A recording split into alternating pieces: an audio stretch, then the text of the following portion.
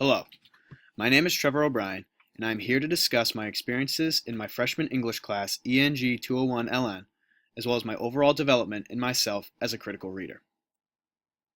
One of the main topics we discussed throughout the entire semester was the idea of reader response theory. This theory emphasized the importance of the reader and how their experiences both in and out of the classroom contributed to the formulation of ideas. It pushed us to become active learners, allowing for us to bring in our own unique interpretations. My best example of the use of reader response theory is through Orwell's Shooting an Elephant. Having read the text in my sophomore year of high school, I was familiar with the text and I thought I had a good idea of it. However, after reading it again, I was able to go so much deeper into the work and find more important details that I had not seen before, allowing me to create an entirely new interpretation than what I had had before. I have also developed strengths in this class through the practice of critical reading that I did not possess earlier. My first strength is rereading texts, which is crucial in understanding a text. Rereading involves going through excerpts or stories again and discerning key pieces of information each time. Asking questions should also be done in order to allow yourself to think more openly about the text as a whole, enabling yourself to look at various perspectives. This leads into looking up material, in which I am able to look up answers to questions I may have. I can also look up other ideas important to the text, such as the author's background. The picture below helps to demonstrate the process of having questions and looking them up in order to find answers. Along with my own personal methods, I have found that a key strength that must be utilized to fully understand a text is to discuss with my classmates. We did this virtually every class, and these sessions were always beneficial to me, as it allowed me to hear other interpretations on the same text, and we were free to discuss back and forth as to whether we agreed or disagreed with each other and why, creating stimulating conversations. Being able to make connections within class has also been a major theme.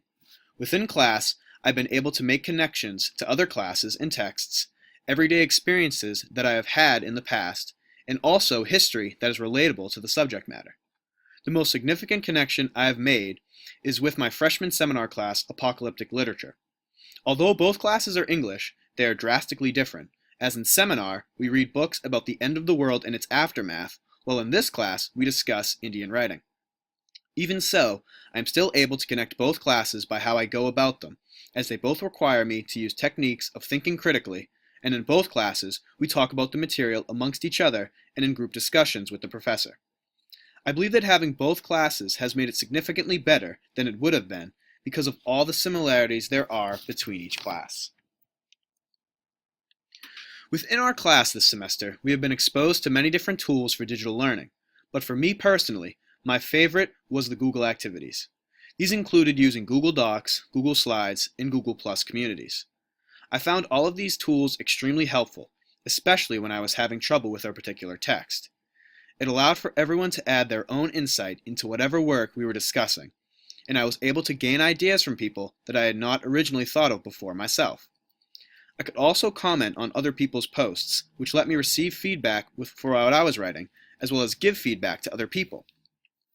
They were also very easy to use, which was good considering that I have never used them before in a classroom setting. These activities benefited our overall class discussions and were a vital part of the class. My aha moment in our class was while we were discussing Gandhi and his principles of absolute truth and relative truth. I was fascinated by this idea, and I decided that I would dig deeper in order to find the answer behind Gandhi's journey. After researching online, I discovered that Gandhi understood that he could not completely find absolute truth, for only God has that ability, but rather that he was looking for a balance between the two in order to find God and become closer with him. This clarification helped me immensely for the rest of the chapters that we read. This ends my presentation for observing myself as a critical reader. I hope you enjoyed it, and thank you for watching.